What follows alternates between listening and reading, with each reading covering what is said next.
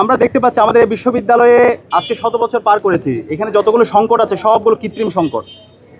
এই সংকটগুলোর মূল কারণ হচ্ছে এখানে প্রপার এক্সিকিউটিভ প্ল্যান না থাকা, পলিসিগত জায়গায় সমস্যা।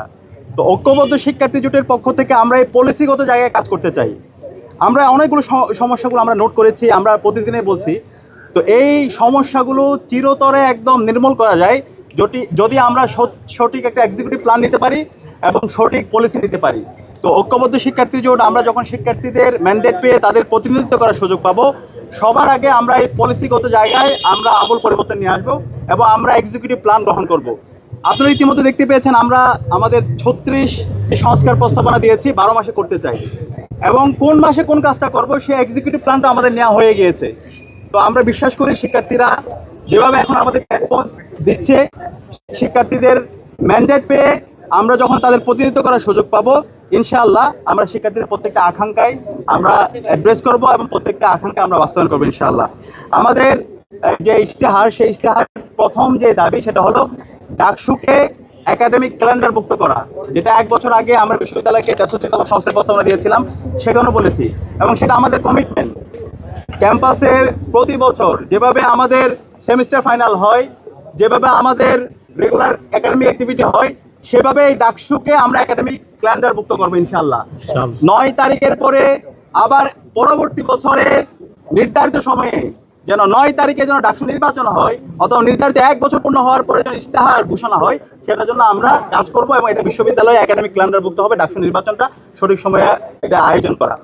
একই সাথে আমরা বারবার বলছি আমাদের ঢাকা বিশ্ববিদ্যালয়কে আমরা একটা পূর্ণাঙ্গ একাডেমিক ইনস্টিটিউট বানাতে চাই। বিশ্ববিদ্যালয়কে যদি আমরা একাডেমিক ইনস্টিটিউট বানাতে চাই তাহলে আমাদেরকে আমাদের গবেষণায় বাজেট বাড়াতে হবে। আমাদের শিক্ষক নিয়োগ যে প্রক্রিয়া আছে সেই নিয়োগ প্রক্রিয়ায় মেরিটোরিটি এনশিওর করতে হবে। এখানে বিশ্ববিদ্যালয়ে আমাদের শিক্ষক নিয়োগ প্রক্রিয়ায় ডিপার্টমেন্টে যাদের ভালো রেজাল্ট থাকবে, যাদের একাডেমিক এক্সেলেন্সি থাকবে, তারাই বিশ্ববিদ্যালয়ে নিয়োগ হওয়ার জন্য তাদেরকে আমরা তাদেরকে নিয়োগ নেওয়া হবে। কিন্তু আমরা বিগত সময় দেখতে পেয়েছি বিভিন্ন পরিচয়ের কারণে দলীয় বিবেচনায় নিয়োগ হয়েছে। তো এই নিয়োগের কারণে আমাদের একাডেমিক যে এনভায়রনমেন্ট, সেই একাডেমিক এনভায়রনমেন্ট নষ্ট হয়েছে। এবং একই সাথে আমাদের যে গবেষণায় যে বাজেট, সেই বাজেটের কথা আমরা বারবার বলছি। একটু যদি পূর্ণাঙ্গ একাডেমিক ইনস্টিটিউট করতে চাই, অবশ্যই আমার গবেষণায় বাজেট বাড়াতে হবে, আমার লাইব্রেরি ফ্যাসিলিটিস বাড়াতে হবে। আমার যে লাইব্রেরিগুলো আছে, আজকে বিজনেস ফ্যাকাল্টি ই লাইব্রেরি এখন পর্যন্ত বন্ধ। আমাদের সায়েন্সের যে ল্যাবগুলো আছে সেই ল্যাবগুলো খুবই জীর্ণ অবস্থায় আছে। 30 বছর 35 বছর 40 বছর আগের মেশিনগুলো এখন ওখানে পড়ে আছে। তো এইভাবে তো একটা বিশ্ববিদ্যালয় পরিচালনা হতে পারে না। একই সাথে আমাদের একাডেমিক মেইল আছে, সেই একাডেমিক মেইলের শুধু ভর্তি ছাড়ার কোনো কাজ নাই। তো আমরা আমাদের একাডেমিক মেইল ব্যবহার করে শিক্ষার্থীরা যেন ঘরে বসে তার ভর্তির কাজ, তার একাডেমিক সামগ্রিক কাজ এবং একাডেমিক যে রিসোর্সগুলো আছে সেই রিসোর্সগুলো যেন তারা ব্যবহার করতে পারে, সকল প্রিমিয়াম অ্যাপসগুলো যেন তারা ব্যবহার করতে পারে, সেই ব্যবস্থা আমরা করব।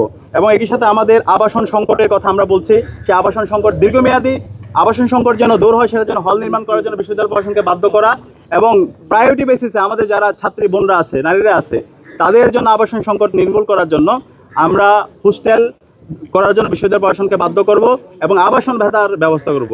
এবং আমাদের খাদ্যের নিরাপত্তা, স্বাস্থ্যের নিরাপত্তা এবং উন্নত পরিবহন এবং access to career, first year থেকে একজন শিক্ষার্থী যেন তার ক্যারিয়ার ডিজাইন করতে পারে, সেটার জন্য আমরা কাজ করব।